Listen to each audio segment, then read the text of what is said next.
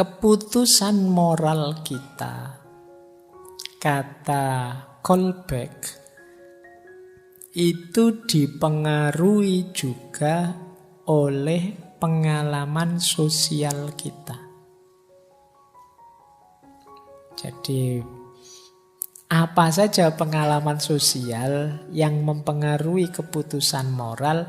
Yang pertama, kemampuan dan kesempatan alih peran. Jadi ini mempengaruhi cara berpikir moral. Alih peran itu ya mungkin mudahnya pakai istilah empati. Kemampuanmu memposisikan dirimu di posisinya orang lain. Seandainya aku dia, apa yang aku rasakan, apa yang aku putuskan. Nah, ini kemampuan alih peran. Dalam hidup kita sering didorong untuk melakukan ini. Jadi aku mau mengomentari orang itu sih, tapi seandainya aku di posisinya, kira-kira apa yang harus aku putuskan? Karena kadang-kadang kita itu ngejudge orang tanpa melihat dia sedang di posisi apa, dalam situasi apa. Nah, kalau ingin semakin matang keputusan moral kita, latihanlah berempati, latihan beralih peran. Jangan hanya kukuh di sudut pandangmu sendiri. Jadi, misalnya kalian ngeritik tokoh siapa atau orang yang ngalami apa. Seandainya aku artis itu, setelah dipukuli habis-habisan misalnya, apa yang aku lakukan? Ini namanya alih peran dengan segala konsekuensi pertimbangannya. Nah, jadi kalian tidak sekedar ngejudge, tidak sekedar maki-maki, tidak sekedar setuju atau tidak setuju, tapi kamu bisa menghayati posisi yang sedang dia ada sekarang. Ini namanya kemampuan alih peran. Kemudian yang kedua, moralitas, keputusan moral kita semakin matang kalau kita bisa mengatasi konflik sosial kognitif. Jadi konflik sosial kognitif itu, saya punya pandangan A, lah kok teman saya punya pandangan B. Saya pinginnya orang ini sudahlah dicuri saja itu obat itu. Lah kok teman saya bilang jangan mencuri itu jelek, cari jalan lain sajalah. Nah, ini kan kita beda keputusannya. Ini namanya konflik. Keputusan moral, konflik pertimbangan moral. Mungkin pertimbangannya beda-beda. Nah, pengalaman-pengalaman konflik semacam ini membuat nalar moral kita tambah matang. Berarti apa? Di situ terbuka kesempatan kita untuk meluaskan wawasan. Jadi, berarti memang ada sih orang yang pendapatnya begitu, dengan pertimbangan yang berbeda dari pertimbangan yang saya ambil. Nah, semakin kita terbuka dan menyadari konflik-konflik tadi, pantas. Ada yang berbeda karena melihatnya dari sudut pandang yang berbeda sih. Ini akan jadi pembelajaran kita dalam membuat keputusan-keputusan moral yang lebih matang. Kemudian yang ketiga, tentu saja iklim moral di sekeliling kita. Nah, ini juga mempengaruhi. Kalau kita punya circle orang-orang yang abai secara moral, ya tentu saja sedikit banyak akan mempengaruhi kita. Tapi kalau circle kita orang yang sangat peduli, misalnya sangat kaku, sangat ketat secara moral, itu pun akan mempengaruhi kita. Maka pinter-pinterlah milih circlemu. Kenapa kok sekarang rasanya banyak orang yang lepas kontrol, lepas moral? Jangan-jangan circle yang peduli moral di tengah-tengah kita semakin kecil, semakin menyempit. Akhirnya kita saling mempengaruhi dalam suasana yang tidak peduli moral. Kalau dalam tradisi kemarin kita belajar emotional quotient, itu di antara yang mempengaruhi emosi kita itu kan emosional kontak. Jadi kontak emosi. Kalau kita dekat dengan orang-orang yang pemarah terus, sedikit banyak kita juga ketularan marah. Kalau kamu ketemu teman yang sedikit-sedikit ketawa, dikit-dikit ketawa, ya kamu akan ikut sedikit-sedikit ketawa. Kalau kamu bareng teman pendiam, insya Allah lama-lama kamu jadi pendiam. Karena awalnya mungkin kamu banyak ngomong, temanmu diam. Kamu ngomong lagi, dia diam lagi. Lama-lama ngapain aku capek-capek ngomong sendiri. Akhirnya ya kamu diam. Dekat teman yang diam secara emosional, lama-lama kamu jadi diam. Oh itu pertarungan mungkin ya. Kamu yang jadi pendiam atau temanmu yang ketularan jadi cerewet. Nah ini namanya emosional kontak. Mungkin ya sama-sama terpengaruh. Kamu jadi agak pendiam, temanmu jadi agak cerewet. Sama-sama tidak seperti dulu lagi. Karena kontak emosi. Maka pinter-pinter milih circle-mu. Karena itu nanti akan melahirkan pengaruh pada penalaran moralmu dan keputusan moralmu. Nah, sekarang metodenya. Gimana sih biar mudah meningkatkan kualitas moral kita? Ada 3 jalan yang ditempuh oleh Kolbeck yang disarankan juga untuk kita dalam rangka mendidik moral. Jadi, dan ternyata 3 jalan yang disarankan Kolbeck ini tidak ada ceramah, tidak ada mata pelajaran moral. Yang ada apa? Yang pertama, teladan moral. Kalau ingin banyak orang bermoral, teladan moral harus banyak.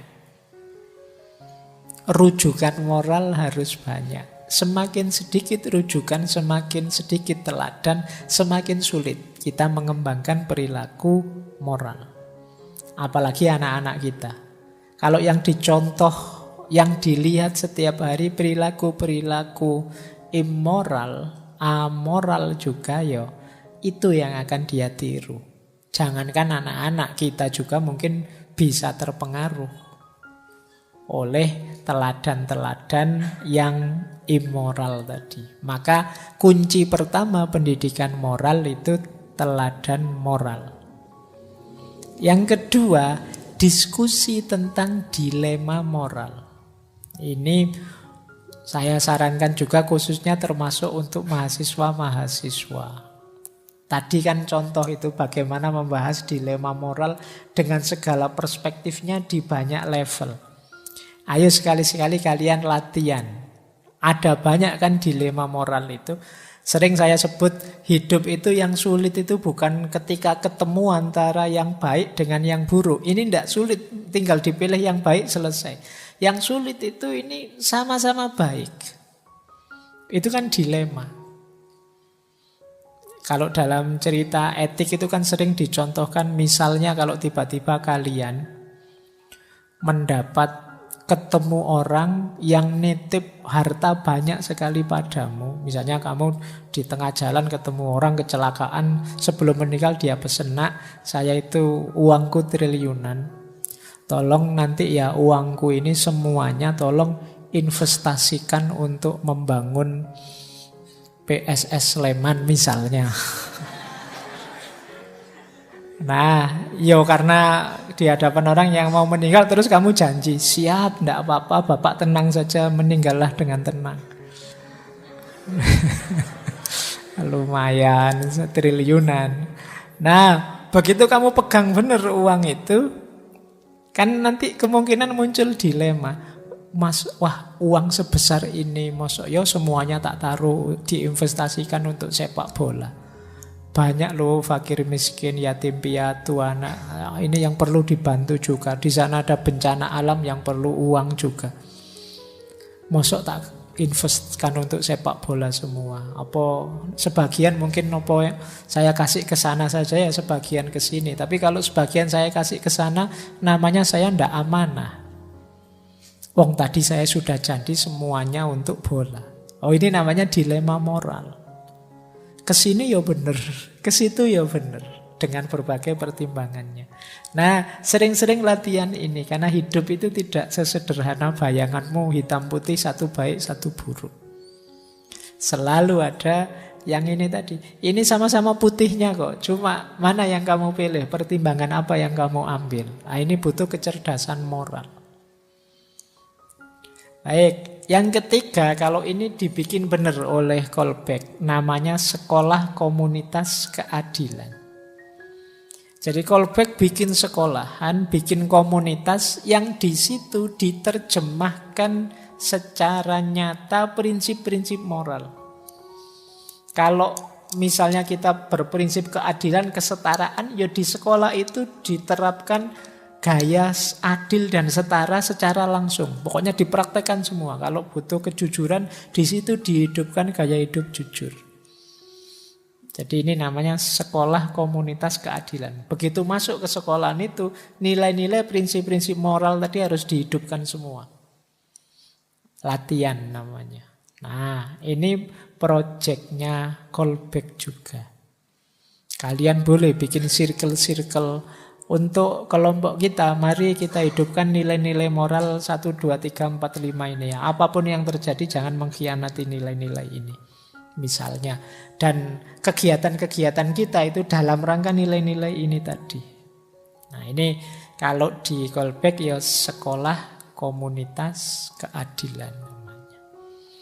Oke, jadi kalau kita memimpikan ingin membangun moralitas bangsa, jalannya menumbuhkan, mendidikkan itu antara lain 3 ini.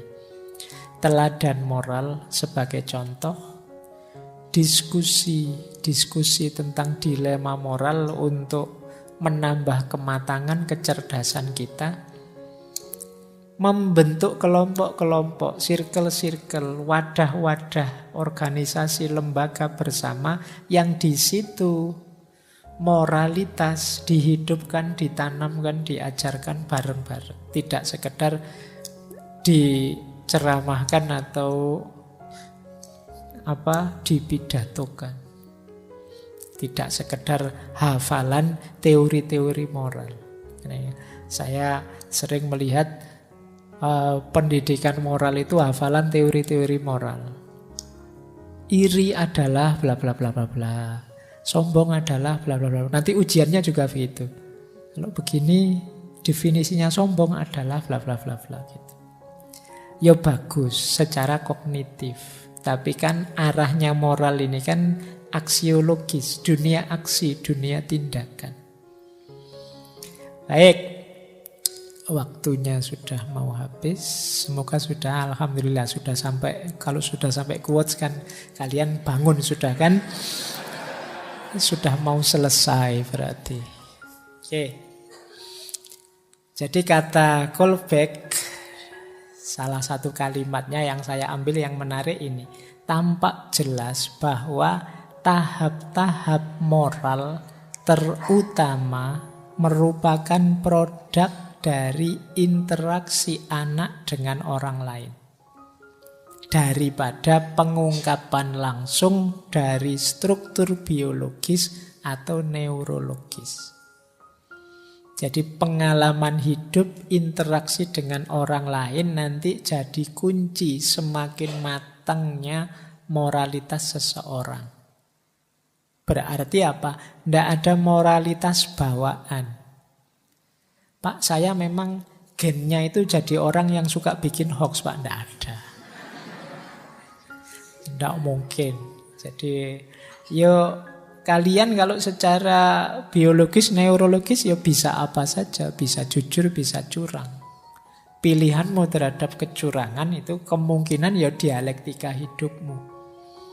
Nah, maka fokusnya ke situ nanti. Bagaimana skill sosial, skill budaya, skill pendidikan dan lain sebagainya yang berhubungan dengan moral itu mari kita perhatikan. Karena dari situlah dibangun moralitas. Tidak ada moralitas warisan, tidak ada moralitas genetik, tidak ada moralitas DNA, tidak ada.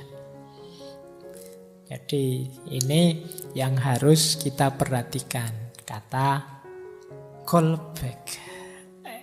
Yang kedua, kata dia, kecerdasan itu dapat dianggap penting, tetapi tidak cukup untuk mendorong perkembangan moral. Semua anak yang moralitasnya tinggi pasti cerdas. Tetapi tidak semua anak cerdas moralitasnya tinggi. Jadi, kalau ada seorang anak moralitasnya tinggi, kata callback, pasti dia anak yang cerdas. Tidak mungkin kalau dia tidak pinter, moralitasnya tinggi. Kenapa? Keputusan moral itu melalui pertimbangan penalaran moral yang matang. Anak yang bermoral itu berarti dia mampu mempertimbangkan aneka ragam alternatif tindakan dan dia mampu milih tindakan yang pas, yang bermoral. Oh, ini kalau tidak cerdas tidak bisa. Tapi banyak sebaliknya anak cerdas tapi tidak bermoral. Berarti apa? Mungkin dia kemampuan kognitifnya tinggi, tapi penalaran moralnya masih belum. Banyak orang pinter kan kadang-kadang malah kelakuannya menyakitkan hatimu. Banyak orang pinter yang malah merusak tatanan masyarakat. Oh, ijazah S3 misalnya, luar negeri, gelarnya juga profesor. Tapi setiap kali mengeluarkan statement pemikiran itu negara kacau sebentar misalnya.